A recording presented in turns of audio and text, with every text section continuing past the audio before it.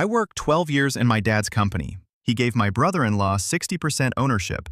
Then I found the fake books, hidden workers, and fraud that brought him down. I want to say this before anything else. I do not enjoy what happened after that. I do not sit around smiling about it. People hear a story like mine and they expect revenge. They expect a clean ending where the guy who got wronged finally wins. The villain gets dragged away and the quiet, patient person gets to pop champagne while everyone admits he was right. Real life does not end that cleanly.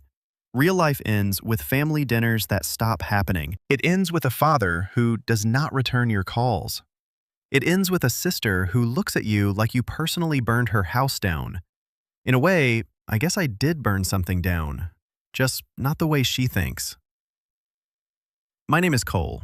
I'm 36 years old, and for 12 years I worked for Beckett Commercial Services, the commercial renovation and building maintenance company my father built with his own hands.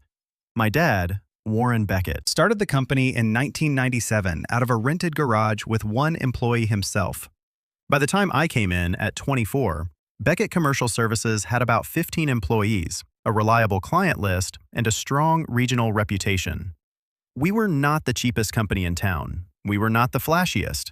We were not the kind of business that made huge promises just to win a bid and then figured out the details later. But if Warren Beckett's name was on a project, people knew the work would be solid. We handled office build-outs, retail space overhauls, facility upgrades, commercial maintenance, repairs, renovations, permits, inspections, all the unglamorous work that keeps buildings safe and functional. My father believed a business only had one real asset, and that was its name. Once people stopped trusting the name, everything else fell apart. That was what he taught me. That was also what made everything that happened later so hard to swallow. I want to be very clear about what I actually did at the company because that matters. I did not walk in as the owner's son and sit behind a desk. I did not get handed a title just because my last name was Beckett. My dad made sure of that. I started at the bottom, literally the bottom. My first 2 years were material runs, cleaning up job sites, organizing the supply warehouse, loading trucks before sunrise, unloading deliveries, sweeping floors, checking inventory, and learning how to read permits, spec sheets, purchase orders, and materials invoices. My dad did not give me a shortcut because I was his son. He gave me a longer path. He used to say, if you can't explain every line on a materials invoice, you have no business signing one. So I learned every line. I learned the difference between materials that looked similar on paper but performed differently in the field.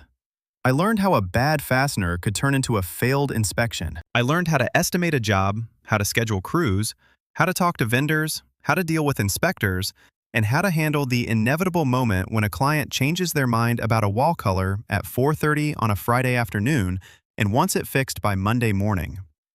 That happened more often than most people would believe. People are very emotional about paint colors. By year 5, I was a project supervisor. By year 8, I was running most of the day-to-day operations, scheduling, vendor relationships, payroll coordination, quality checks, job site oversight, materials, ordering, crew assignments, client updates, issue resolution. My dad still handled the business side, the big bids, the accounting, the client meetings, the relationships he had spent decades building. But by year 10, I was sitting in those meetings too. Not because he pulled out a chair and invited me in like some formal succession plan. I asked. I wanted to understand the whole picture. I wanted to know not just how the work got done, but how the company survived. I wanted to know how bids were structured, how margins worked, how tax filings were handled, how payroll connected to project costing, how insurance affected labor decisions, how deferred compensation and retirement planning worked. I figured that someday the company would be mine, or at least mostly mine, not because I felt entitled to it, but because I believed I had earned it. 12 years of showing up before sunrise and leaving after dark. 12 years of solving problems nobody else wanted to touch. 12 years of turning down chances to go somewhere else because I believed I was building something that would eventually become my responsibility. I did not take vacations. I did not call in sick unless I absolutely had to, which was almost never. I was there. I want to give one example of what being there actually meant, because 12 years sounds like a number until you understand that it was my life. When I was 27, we were doing a full-floor renovation for an insurance company. Mid-project, during testing the client's fire suppression system, failed and flooded about 3,000 square feet of freshly installed flooring. It was a Saturday. Nobody was supposed to be on site except me, because I had come in to double-check the electrical layout before the next phase started. I called my dad. He was at my niece's birthday party. Laura's first kid had just turned 1. He said he would come in Monday, so I handled it. I spent the next 11 hours coordinating with the water remediation company, documenting the damage for the insurance claim, pulling up compromised flooring before mold could set in, checking which sections could be saved, and calling our materials supplier to arrange an emergency reorder. By Monday morning when my father walked in, the damaged section had already been gutted and replacement materials were waiting in the warehouse. He looked at me and said, "Good man." That was all he said. But from him, that was everything. I have one sister, Laura. She is 3 years older than me, and about 7 years ago, she married a guy named Greg Haynes. I am going to try to be fair here, but I also want to be accurate. Greg is the kind of man who always has a better idea, no matter what the topic is. No matter who actually knows the subject, Greg has a shortcut, a workaround, a guy he knows, a cheaper option, a faster option, some little clever angle nobody else has supposedly thought of. He is charming about it, I will give him that. Greg has salesman energy. He can make you feel like you are the smart one for agreeing with him. My dad loved that. He called Greg a real go-getter. My mom thought Greg was wonderful because he complimented her cooking and always remembered her birthday. Laura adored him because, honestly, Greg can be very likable when things are going his way. In my head, I called him the shortcut king, never to his face, just to myself.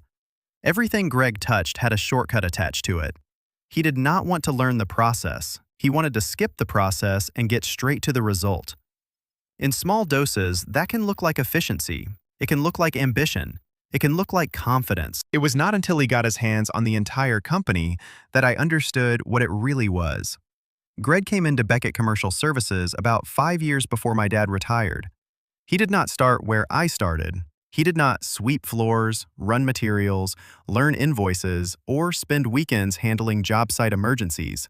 My dad brought him in as a business development associate, which was a title Greg probably suggested himself. His job was supposed to be finding new clients and bringing in new projects.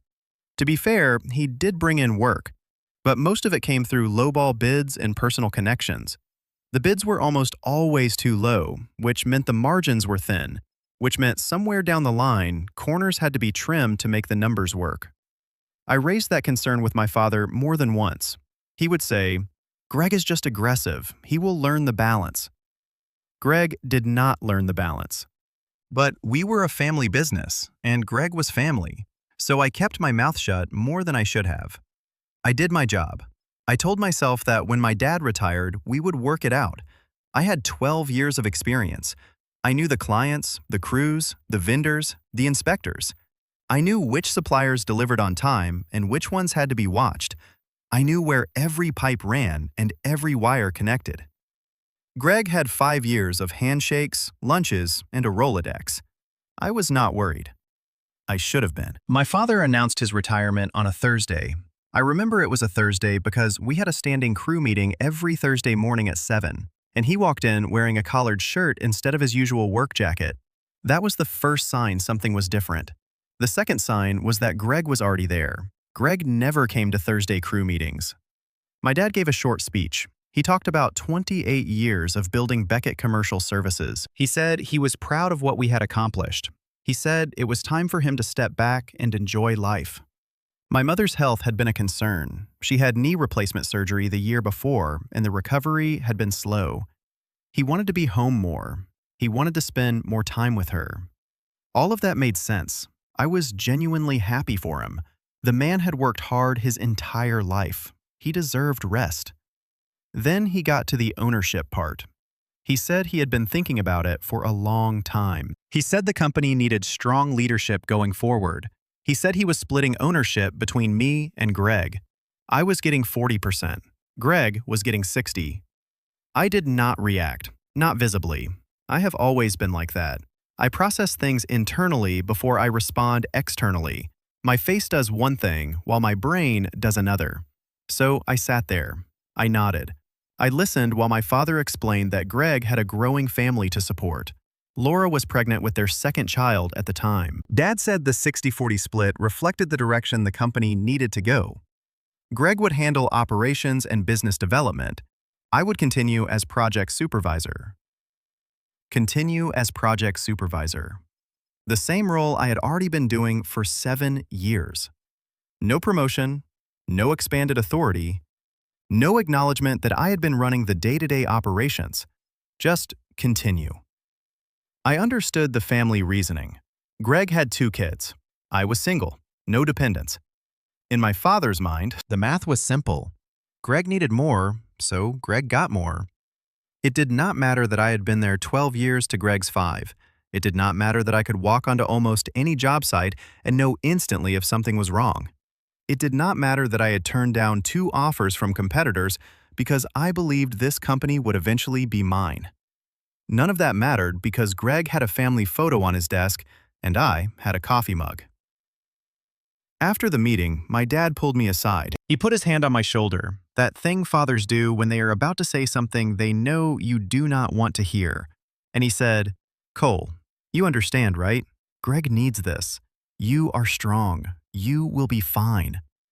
There it was again. Fine. The word people use when they do not want to think too hard about whether you actually are. I told him I understood, and I did understand. I understood perfectly. I just did not agree. The day my father announced his retirement, I drove home and stopped at a gas station to fill up. There was a woman at the next pump struggling with the gas cap on her car. It was one of those older models where the cap sticks. I walked over and opened it for her. She said thanks, then looked at me for a second and said, "You look like you were having a rough day." I told her I was fine. She said, "Nobody who says fine that fast is actually fine." I laughed. She laughed. She drove away. I never saw her again. But I think about that interaction more than I probably should, because a stranger at a gas station read me better in 10 seconds than my own father did in 12 years. I stayed at Beckett Commercial Services for 14 months after my dad retired. I want to be very specific about what I saw during those 14 months, because the details matter. The first thing Greg did within the first 2 weeks was change vendors. We had long-standing relationships with suppliers my father had used for years. They provided good materials, fair pricing, reliable delivery, and they understood the standards we worked under. Greg replaced 3 of our primary suppliers with companies I had never heard of. When I asked why, he said, "Better rates." The rates were better. The materials were not. I could tell the difference immediately. Cheaper fasteners, lower grade finishes, substitute products that look similar on paper but did not perform the same in the field. On a small residential job, maybe nobody notices right away. On a commercial project, with inspectors, code requirements, liability exposure, and long-term wear, that difference matters. I raised the issue. Greg said I was overthinking it. He said the clients would not know the difference. He said, "We are not building rocket ships here, Cole." That became one of his favorite phrases. Every time I flagged a concern about materials, timelines, staffing, site safety inspection, risk, or documentation, he would say, "We are not building rocket ships," as if the standard for quality was simply that the building did not explode. The second thing was the crews. My father had always used documented workers, everyone on payroll, everyone insured, everyone covered, everything above board. It was more expensive, yes, but it meant we were protected if something went wrong. Injury, liability audit, workers' comp insurance claim, state review, all of it. Greg started bringing in crews that were not on our payroll. Cash workers, no documentation, no company badges, no insurance through us, no workers' comp coverage that I could find. I discovered it when I showed up at a commercial renovation downtown, the 3-story office building we were overhauling for a property management group, and found 8 men on site whom I had never met. They were not in our system. They were not on the schedule. They had no company identification. I asked the site lead who they were, and he said Greg sent them. I went straight to Greg. He told me he was supplementing the team with independent help to keep costs down. I asked if they were insured. He said, they are independent, so that is on them. That is not how it works. On a commercial site, the general contractor is responsible for everyone working under its scope. If one of those men fell off a scaffold and he was not covered under our insurance, the company would be exposed. Massively exposed. I explained that to Greg. He told me to relax. He told me he had it handled. Then he said something I still remember word for word. You worry about the walls. I will worry about the wallet. That sentence told me more about how he saw the company than any formal meeting ever could. The third thing was the invoices. That was where concern turned into something much more serious. I handled a lot of the project paperwork, materials orders, delivery confirmations, change orders, crew hours, completion notes, inspection packets, that kind of thing. About 4 months after Greg took over, I started noticing discrepancies between the invoices we were submitting to clients and the actual costs of the projects. The invoices were higher, not a little higher, significantly higher. Materials that cost $8,000 were billed at $12,000. Crew hours that totaled $200 were billed at $350. Line items appeared for services that, as far as I could tell, had never been performed. Phantom expenses, ghost labor, numbers that did not match the reality on the ground. I pulled the actual receipts. I pulled the supplier invoices. I pulled the timesheets from the crews I managed. I compared them line by line against the client invoices Greg was sending out. The gap was not accidental. It was consistent. Every project I reviewed was overbilled by somewhere between 15 and 35%. I did not confront Greg right away. I know that may sound strange. Part of me wanted to. Part of me wanted to walk into his office, drop a stack of paper on his desk, and ask him exactly what he thought he was doing. But I had spent 12 years learning that paper matters more than anger. If something was wrong, I needed the full picture, not just a few examples. So I did what I had always done. I documented. For 3 months, I kept parallel records, the real books and Greg's books. Every receipt, every invoice, every timesheet, every delivery confirmation, every client bill, every change order I could access. I saved copies on a personal drive, not on the company's servers. I kept a separate drive at my apartment. I made duplicates. I organized everything by project number, date, vendor, labor category, and invoice line. I did not tell anyone what I was doing. I just collected. During that period, I also discovered that Greg was reporting fewer employees to the state than we actually had working on projects. The cash workers were not just uninsured, they were invisible. That meant Greg was not paying payroll taxes on them. It meant labor was being used on jobs without being properly reported. It meant the revenue connected to that labor was being billed, but the corresponding labor obligations were not being handled correctly. To put it bluntly, it was fraud. I want to be clear about why I kept those records. I was not planning revenge. I was not building some secret weapon. Because I wanted to destroy Greg. I kept those records because I knew from 12 years of watching my father run a clean operation that what Greg was doing would eventually catch up with him. Inspectors talk, clients compare notes, vendors remember who pays late. The state does not forget. I wanted the truth documented when that day came, not for me, for the company, for the Beckett name, which still meant something to me even when it did not seem to mean much to Greg. That was the part that hurt the most. My father had built the company by refusing to cut corners. Greg was turning it into a machine for shortcuts, inflated billing, and hidden labor. And I was standing there watching it happen under the same sign my father had spent 28 years building. I left Beckett Commercial Services 14 months after Greg took majority control. I did not quit in a dramatic fashion. I thought about it. I am not going to pretend I did not have a fantasy or two about walking into Greg's office and throwing every receipt, every invoice, and every discrepancy across his desk like some courtroom scene in a movie. But that is not me. I have never been the dramatic exit type. I gave 2 weeks' notice. I trained my replacement, a younger guy named Dennis, who seemed competent and hardworking, but had no idea what he was walking into.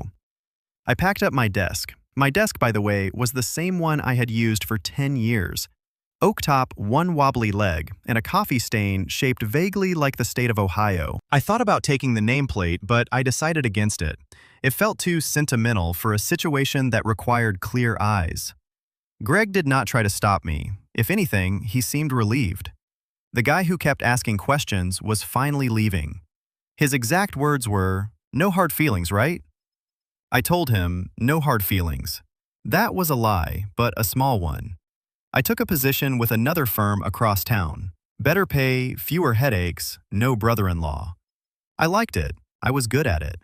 I tried very hard not to think about what was happening back at Beckett, but trying not to think about something almost never works. Every time I drove past one of our old job sites, I wondered what was behind the walls now.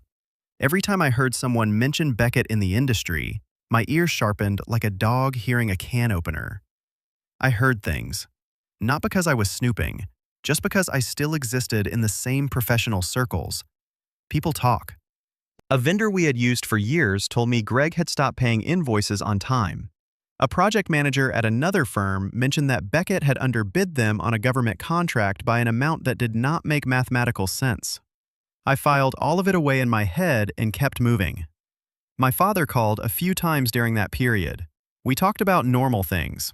Weather, sports, my mother's knee, small family updates, whatever filled the silence.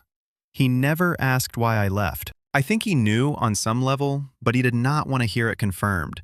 Fathers can be like that sometimes. They can sense the truth in a room and still rearrange the furniture around it rather than look at it directly. Laura called once to say she thought it was a shame I had left and that Greg was really trying. I said something polite and changed the subject. 7 months after I left, I got a call from Dennis, the guy who had replaced me. He sounded stressed. He said a building inspector had flagged major issues on a commercial project. It was the 3-story office building downtown, the same project where I had first found those undocumented cash crews. The inspector had found substandard materials, code violations, and structural concerns. The property management company that had hired Beckett was furious.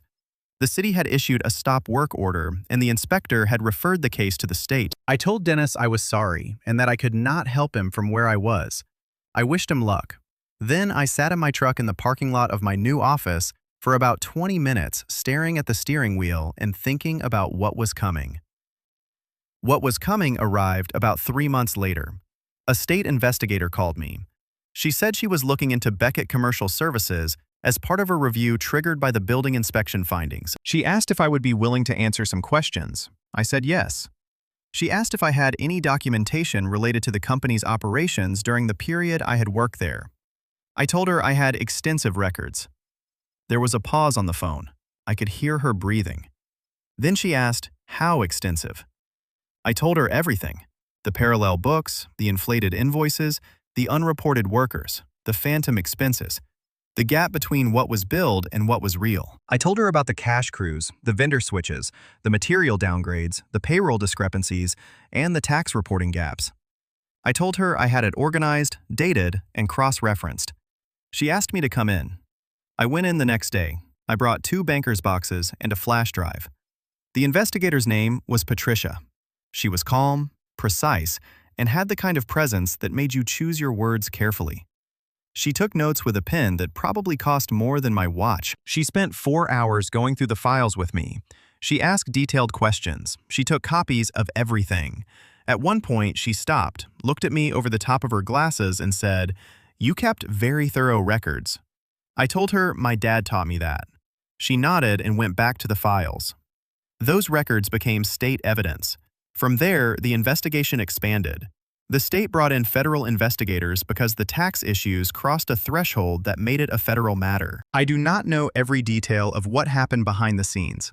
I was not part of the investigation itself beyond that evidence handoff and the questions I answered. But I know the broad strokes from public records and from a few phone calls with Dennis before everything became too serious for casual updates. Greg was charged with multiple counts of tax fraud, filing false business records, and wage reporting violations. The inflated invoices were not just overcharging clients. They created false revenue reports that did not match the actual expenses, which meant the tax filings connected to those records were fraudulent. The off-the-books workers were not just an insurance problem. They were part of a tax evasion scheme. The state calculated that Greg had underreported payroll by somewhere around $300,000 over a 2-year period. The federal charges related to the false tax returns filed during that same period. I want to explain what it feels like to watch something like that happen to a company with your family's name on it. From the outside, it probably looks satisfying. The man who wronged me got caught. The shortcut king finally hit a wall he could not talk his way around. Justice, karma, consequences, whatever word makes the story feel neat. But it did not feel neat. It felt like standing across the street from a house fire.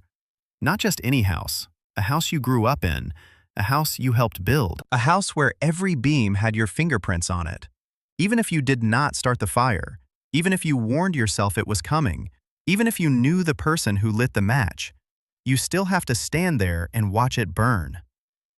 And there is a part of you, a part you hate admitting exists, that wonders if maybe you could have saved something.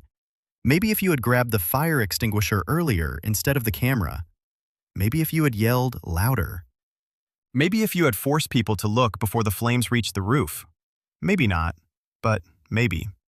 The part that still keeps me up at night is my father's pension. When my dad retired, part of his arrangement was a deferred compensation plan tied to the company's ongoing performance and tax standing. Basically, Beckett Commercial Services was supposed to continue making contributions to a fund that would pay my father a monthly amount during retirement. Greg stopped making those contributions almost immediately. He redirected the money. When the federal investigation hit, the company's accounts were frozen. The deferred compensation fund, or what was left of it, became tangled in the investigation. My father's retirement income, the thing he had spent 28 years building toward, got dragged into Greg's fraud. Dad did not lose all of it. There were some protections, and his attorney managed to separate a portion of the funds from the company's liabilities. But the monthly amount he was supposed to receive for the rest of his life was cut by about 60%. The man who built Beckett Commercial Services from a rented garage, the man who never cut a corner, the man who taught me that integrity was the only thing a business really had, is now living on a fraction of what he earned because his son-in-law treated the company like a personal ATM. I have not spoken to my father in 5 months. The last time we talked, he said, "I trusted him, Cole. I trusted him and I trusted you." I asked him what he meant by that. He said, "You could have told me before it got this bad. You could have come to me." Then he hung up. That is the part people do not understand about stories like this. Everyone wants a clean ending. Hero wins, villain loses, justice is served, credits roll. But real life is messier than that. My dad blames Greg for what he did, but he also blames me for not stopping it sooner. And honestly, I do not know if he is completely wrong. I kept the records. I documented everything. But I did not sound the alarm. I did not go to my father and say, "This is what is happening inside your company." I told myself I was being strategic. I told myself the evidence would matter more than the warning. And maybe it did. Those records became state evidence. They helped build a federal case. They proved that what Greg called accounting errors were not just mistakes. But they did not save my father's pension. They did not save Beckett Commercial Services. They definitely did not save my relationship with my father. Laura does not speak to me either. She blames me entirely, which I understand, even though I disagree. Her husband is facing federal charges. Her family is falling apart. Her future looks nothing like she thought it would. She needs someone to blame who is not Greg. Because blaming Greg means facing the fact that she married him, trusted him, defended him, and built a life with him. That is a much harder conversation than being angry at me. Greg's case is still working through the system. I do not know what the final outcome will be. His attorney is apparently arguing that the billing discrepancies were accounting errors and that the cash workers were independent subcontractors, which feels like the legal equivalent of saying, "I did not rob the bank. I just made an unauthorized withdrawal." I do not think that argument is going to work. The evidence is clear. But I have learned that the legal system moves slowly and unpredictably, and I am not going to pretend I can predict the ending. Beckett Commercial Services no longer exists as a functioning company. The contracts dried up after the stop work order became public. Clients started asking questions. Vendors stopped extending trust. The remaining employees, the real ones, the documented ones, found other jobs. Dennis landed at a firm similar to mine. The company name my father spent 28 years building is now associated with fraud code violations, unpaid obligations, and shortcuts. That is the legacy Greg left behind. As for me, I'm doing okay. I am at the new firm. The work is good. I am respected there in a way I think I always was at Beckett, but never fully felt because the shadow of being the boss's son followed me everywhere. At Beckett, every success could be explained away by my last name. Every mistake felt like proof that I had only been there because of my father. Here I am, just Cole. The guy who shows up early, stays late, reads the details, catches what other people miss, and knows why every line on an invoice matters. I like that version of myself better. About a month ago, I had a conversation with my boss at the new firm. We had just finished a project review, and she asked how I ended up in this field. I gave her the short version. I grew up in the business. I work for my dad. I moved on. She said, moved on from a family business. That is usually a story. I told her it was. She did not press me for details, but she said something that stuck with me. The people who leave family businesses are either the ones who could not hack it or the ones who could not stand watching someone else not hack it. I did not tell her which one I was. I think she already knew. I think about my dad a lot. I think about what I could have done differently. I think about whether I should have confronted Greg directly, whether I should have gone to my father sooner, whether I should have called the state myself instead of waiting for an inspector to find what I already knew was there. I think about the gas station woman who told me nobody who says fine that fast is actually fine. I think about the fact that my father handed 60% of his life's work to a man who dismantled it in less than 2 years. And I think about the 40% he gave me. Not just ownership, the loyalty, the knowledge, the habits, the patience, the work ethic, the belief that the numbers should tell the truth even when people do not. In the end, that 40% was worth more than Greg's 60 ever was. I still have copies of the records, copies of the copies, the real books, the ones that showed what actually happened instead of what Greg wanted everyone to believe had happened. I built that archive over 3 months at my kitchen table. After work, sorting receipts, cross-referencing invoices, matching dates, checking vendor costs, comparing billed labor against actual hours. It was boring. It was tedious. It was the most important thing I have ever done. I did not do it for revenge. I did it because my father taught me that truth matters, especially when money is involved. He taught me that a clean business can survive mistakes, delays, and bad luck, but it cannot survive lies. I just wish the truth had not cost him so much. Sometimes I replay the whole thing from the beginning. I see myself at 24 sweeping job sites and trying to prove I belonged. I see my dad telling me to learn every line before I ever signed anything. I see Greg walking in years later with a smile, a handshake, and a shortcut for everything. I see my father standing in that Thursday meeting, wearing a collared shirt instead of his work jacket, telling me Greg would get 60% because Greg had a family to support.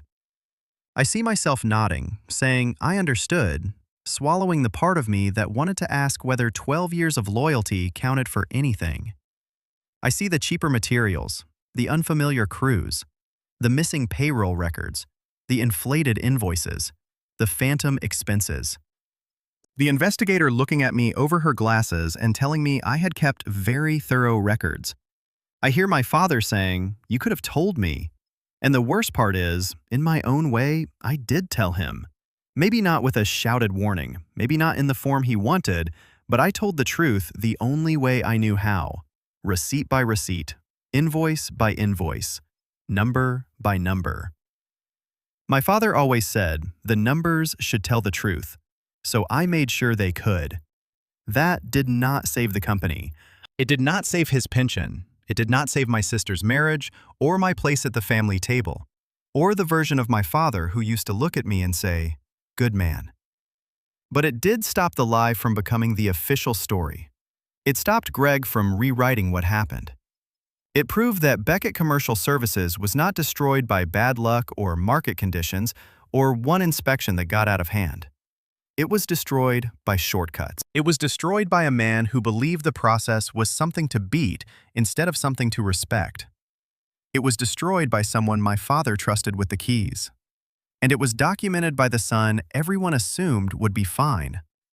I am still not sure what fine means. I have a good job. I have my own apartment. I have work I am proud of.